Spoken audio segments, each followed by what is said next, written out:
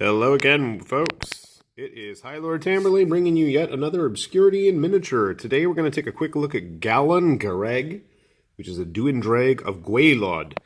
If I'm saying that correctly, which I'm probably not. He comes to us from Mierce Miniatures Darklands line, and he belongs to the Brythoniaid faction, which are the early Britons who are with the church and giant dragons, obviously. So the Dewindraig would be the religious, I guess, shamanistic leaders of the Dyndraigs, and the Dyndraigs are the giant dragon men that populate the Briton Isles or whatever. I'm terrible with the fluff. It's a slog trying to pronounce some of those words, but that's not important. What's important here is the figures, and there is nothing I like more than giant crazy dragon dudes. And our friend Galon Garreg here is no exception to this rule. One thing I like is he's one of the newer casts by the in-house sculptor that Mierce has hired, and Bob, with a last name I'm going to butcher. He is a Polish artist, I believe. If I'm wrong, I apologize. I'll put that in the notes if I am wrong. But anyway, he is a 3D sculpt. He's one of the first of the larger Dyndraig figures to be 3D sculpted. The original early ones were all hand sculpted by Roberto Chaudon, I believe. There's one of my early ones. I painted this guy a million years ago. He was part of the original Darklands Kickstarter, and yeah, he's starting to show his age in terms of painting. But that's just to give you an idea of what a Dyndraig looks like. They have a long dragon-like face, big horns, claws, and giant massive weapons. Our friend Galon Garegg here is no exception. He is covered in animal scales. No, those aren't scales. Those are fangs or claws, most likely of a dragon. He is their shaman or magic using dude, so he's got the usual scrolls and bags and stuff I got to clean up.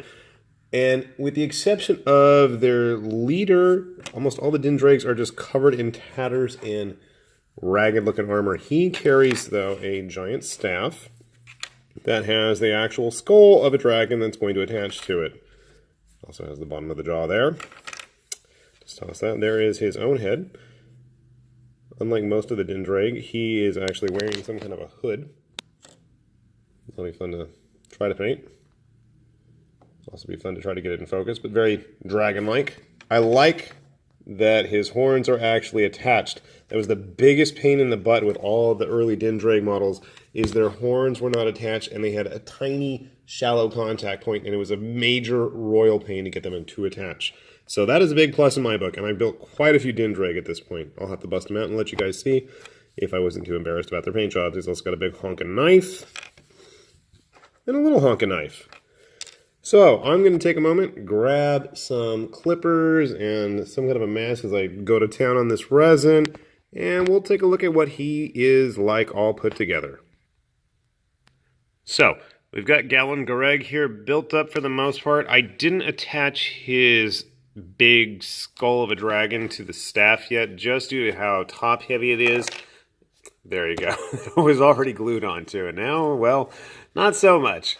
We're probably going to end up pinning that staff down just because this is really heavy, and there's a very, very tiny contact point where his hand attaches to at the wrist to the staff and stuff. Galon Garreg is a little bit more hunched over than the other Dyndraig. I should have grabbed some other ones just to give you a better view, but I mean, he is supposed to be an old wizened wizard and all that, and I believe those are actually teeth that he has hanging off of his outfit there, not claws.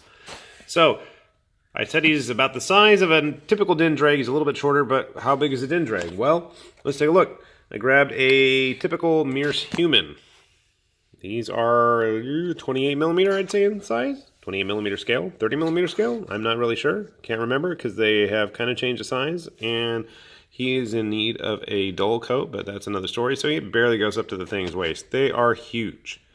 They really are big. And just to give you a better indication, I grabbed a couple of my typical GW standby humanoids. So yeah, they're big folk. How they compare to a typical ogre? The only ogres I own are Mantic ones these days. Mantic ogre's a little bit smaller than the Dyndraig. How about if we compare it to another Mierce Darklands figure? My good old trusty primed Minotaur that I really need to get around to painting. They're a little bit shorter, a little bit thicker, I'd say. One thing I really like about Galon Garreg here is he does take up a lot of base real estate, especially with that staff of his, as we clear everybody else out of the way. I'm not sure exactly where his other blade goes, but we'll figure that out in the near future. Just a couple other figures just to see how big they are. Now, I know an Exalted Deathbringer is not exactly the smallest of humans from GW these days, but look like they can go pretty toe-to-toe with each other. A couple other things I wanted to point out. I'm just really a very big fan of the overall casting quality of this figure. I've had a few Mierce figures in the past couple of years that I wasn't super happy with the quality. On the other hand, Rob and Mierce have been really good about getting me replacements, you know, sending them a photo, explaining the situation. They were more than happy to accommodate me and get me new parts out. So big thumbs up and props to Rob for hooking me up for messed up parts. I mean, accidents and mistakes happen, so they're cool about that. Overall, though, Dyndraigs are one of my favorite of the Darklands line. You can't go wrong with them. Very, very crisp casting quality. They're very big figures, too. So if you're concerned about tiny, brittle pieces breaking off, it doesn't seem to be the case going forward. I'm kind of curious if they're going to do any more resculpts.